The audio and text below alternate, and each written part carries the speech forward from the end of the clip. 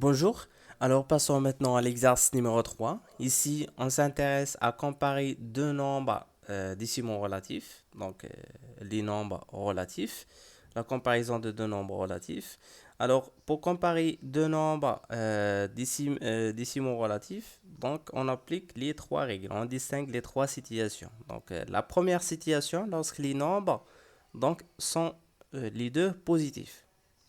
Donc, ici, comparaison de deux nombres relatifs. Donc, on distingue trois cas, trois situations. Dans le cas où les deux nombres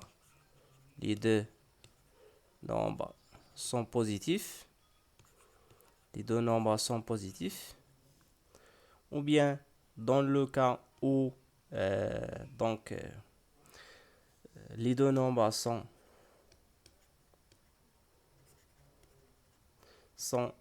négatifs. Et le dernier cas, donc, les deux nombres sont de différents signes. Les deux nombres sont de signes différents.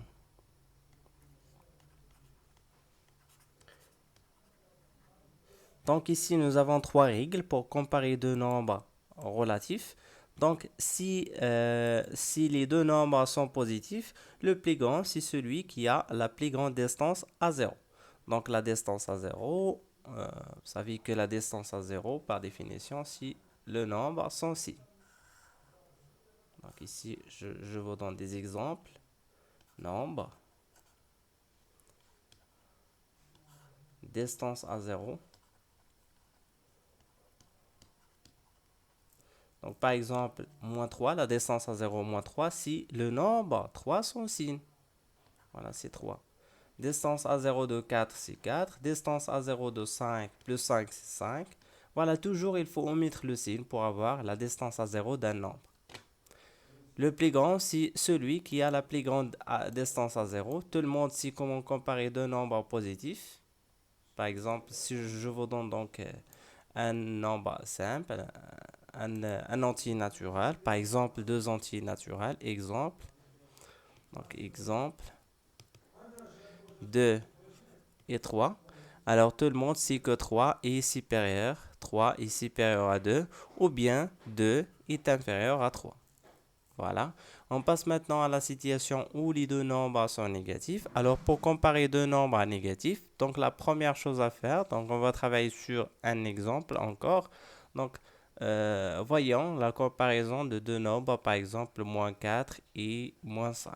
Alors ici, les deux nombres sont négatifs parce que les deux sont précédés par un signe moins, comme vous voyez ici. 4 il est précédé par un signe moins, 5 aussi il est précédé par un signe moins. Alors pour comparer deux nombres négatifs, donc il faut suivre les trois étapes. Alors premièrement, on cherche les distances à zéro des deux nombres. Donc la distance à zéro de 4, c'est la distance à zéro de 4. De moins 4, la distance à zéro de moins 4. Plutôt moins 4, ici c'est moins 4. Et tout simplement le nombre son signe. Donc si tout simplement ici 4. Aussi pour la distance à 0 de 5, il faut écrire cette phrase. La distance à 0 de 5, moins 5, c'est 5. Je m'intéresse à la distance à 0 du deux nombres. Donc voilà la première étape. Alors pour comparer deux nombres négatifs, il faut suivre les trois étapes. Alors, la première étape, il faut chercher leur distance à 0. Puis on compare leur distance à 0. La comparaison de deux, de leur distance à 0. Donc 2, deuxièmement. On a 5. Tout le monde sait que 5 est supérieur à 4. Ou bien 4 est inférieur à 5. C'est la même chose. Donc, et troisièmement, la troisième étape, il faut donc mettre les signes moins et inverser le symbole que vous avez obtenu ici. Donc, nous verrons moins 5 moins 4. Et à condition, il faut changer le symbole. Donc le symbole supérieur va devenir le symbole inférieur.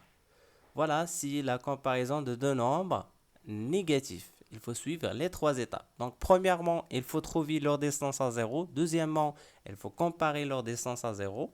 Donc, voilà. Et finalement, il faut ajouter les signes moins et inverser le symbole que vous avez obtenu donc, dans la deuxième étape.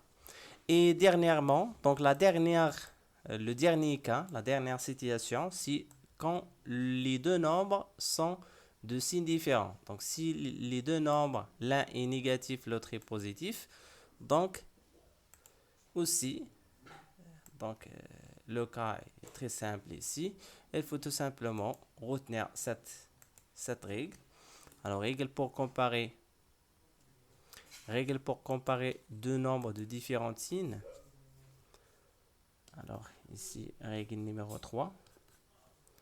Ici, nous avons donc règle numéro 2, règle numéro 1. Donc, ce sont des règles à appliquer pour comparer deux nombres relatifs. Alors, pour comparer deux nombres de signes différents, il faut tout simplement dire que le plus petit, c'est celui qui est négatif. Donc, le nombre positif est plus grand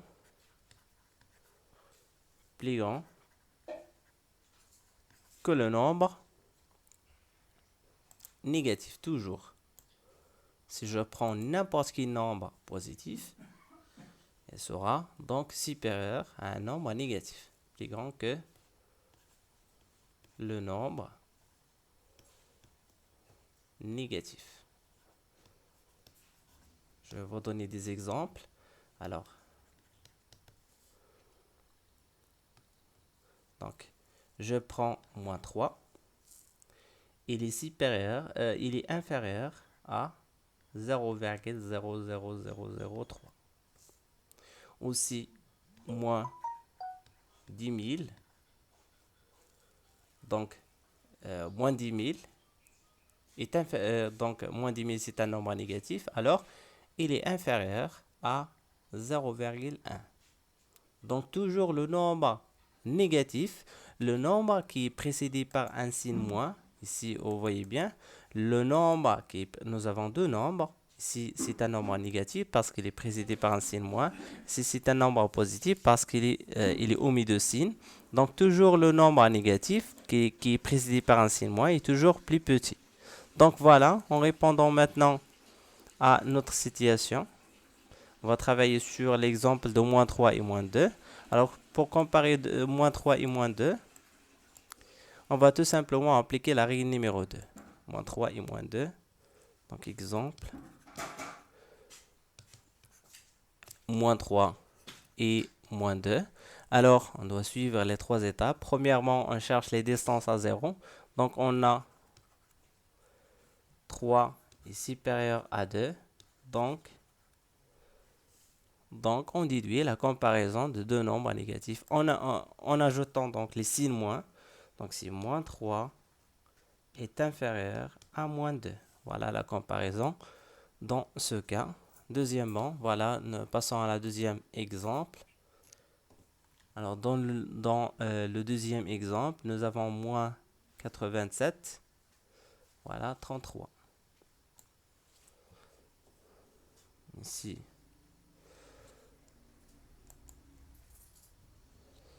Dans la deuxième situation, moins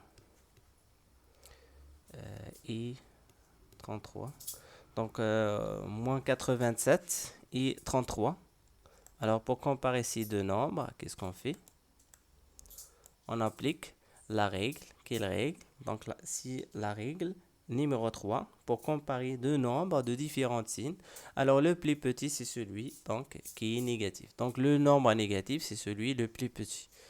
Donc, ici, moins 87 est inférieur à 33. Voilà, j'espère que vous avez bien compris comment comparer deux nombres décimaux relatifs.